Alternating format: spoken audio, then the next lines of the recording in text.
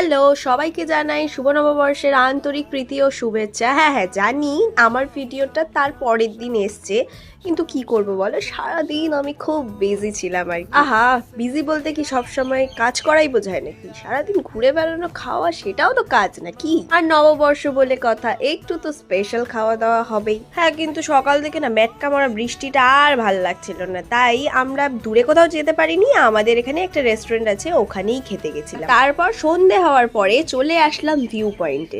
Sorry, ওটা সন্ধেও না, 8:30টার সময় আমরা বেরিয়েছিলাম। আজকে আমি সকালবেলা থেকে যেটা প্ল্যান করে রেখেছিলাম, ভেবেছিলাম, ঠিক তার উল্টোটা হয়েছে। মানে কি সব ভাই, আমার সাথেই কেন হবে? যাই হোক, এতগুলো খাবার যে ছিল সব আমি খাইনি, আরো অনেকজন ছিল।